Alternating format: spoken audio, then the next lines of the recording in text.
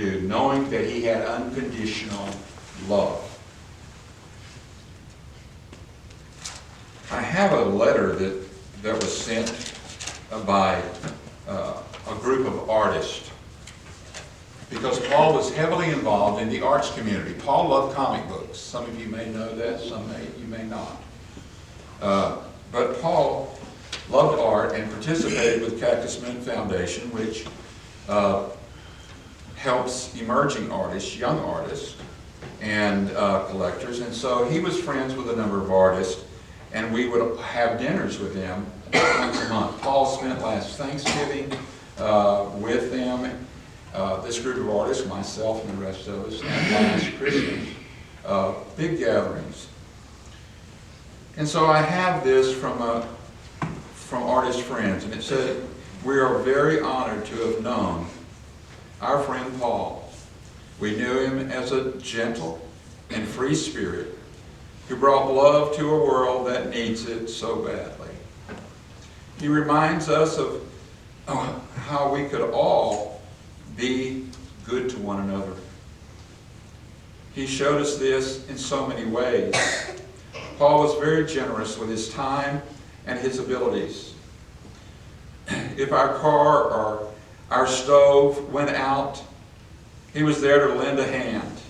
He was gifted with anything, electronic or mechanical, and shared this gift without question when it was needed.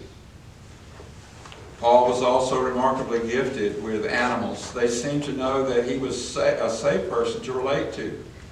One of our cats, and most of them have a lot of cats, it keeps our mice down in Arizona, which are normally feisty and aggressive, became friends with Paul immediately. They cuddled every time he visited our homes. Paul was a lot like St. Francis. These folks, many of them are Catholic in the West. We don't have the variety that you do here. Paul was a lot like St. Francis, who was also a lover of the natural world and its creatures. And like Paul, he was also a free spirit who went against convention to follow his own path. Paul embraced his uniqueness at the end of his life fully and accepted it. And he found a community that loved him no matter what. For the brief time that we were privileged to know Paul Wiley, he was a light in a world so full of darkness and strife, and that light that Paul brought to us cannot be extinguished. Even so, our dear Paul will be missed by all of us who were touched by his spirit and his compassion always. Charles Davidson, David Betancourt, these artist friends. They asked that I share that with you today, and I want you to know that I have been privileged and treated very well by Paul's family and Paul's friends, because I was curious, where did Paul come from? He would tell me stories, and he would say, "You would love Indiana in the summer." We all say that.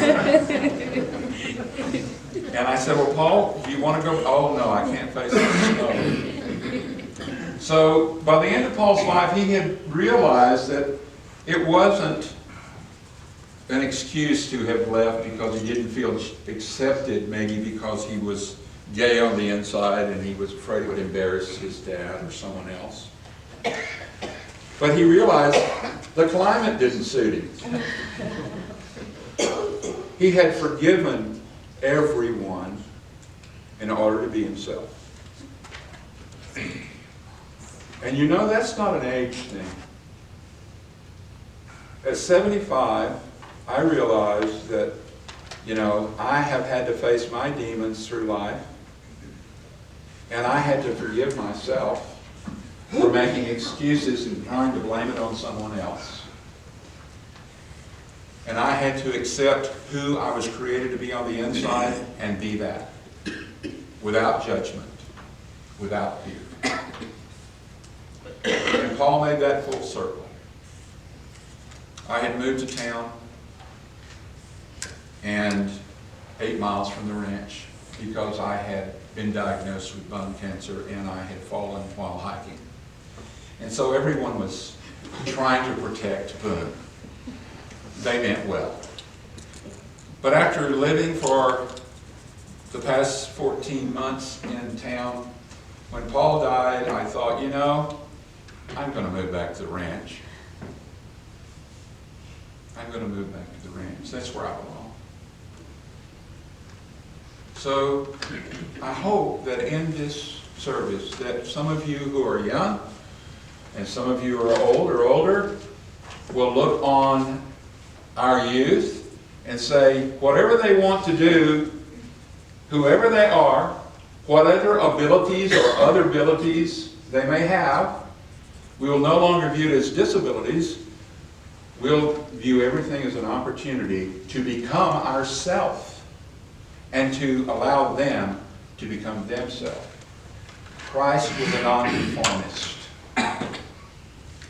And so in that non-conforming way, I would like to ask anyone who has something to say and to share that now.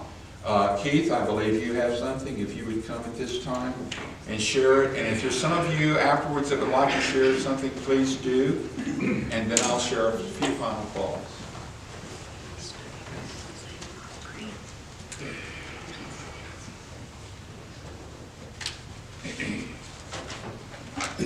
I don't think I'm going to need this, but my name is Keith Bowers.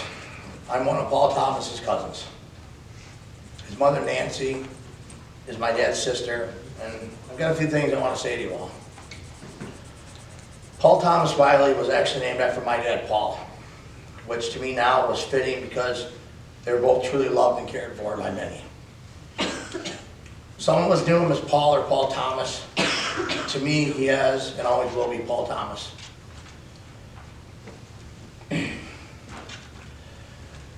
There's a saying that I've heard before. All who wander are not lost. I believe that in Paul Thomas because he did what many of us had not done in our own life. He was looking for his own acceptance, and he found it. He found it in himself and his new friends, and he found his new life that he was starting in Arizona. Paul Thomas taught himself to build and rebuild and fix just about anything. He was the first to help others out, never looking for anything in return or charging them. He loved God. He loved his family and the people in his life, but most importantly, he loved himself. And it truly showed inside and out, no matter what life would put him through. He didn't have a bad spot in his heart, and he wouldn't hurt anyone or anything. He learned how to stand up for himself without knocking others down in order to do so. Sad part is, I didn't know my cousin all that well. In the last few weeks, I've spoken with many people that did know him well. The stories that I've heard about him and how their voices changed from laughter to happiness and to sadness. It makes me proud to say that he was, still is, and will always be my cousin. My regret is that I wished I was a little more in his life and that he'd be able to count on me, as family should.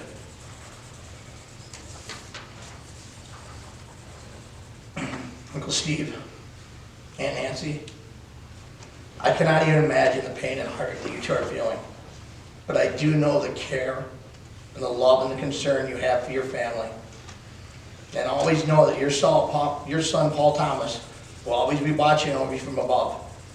And he knows how you watched over him in his life here on earth. Preston,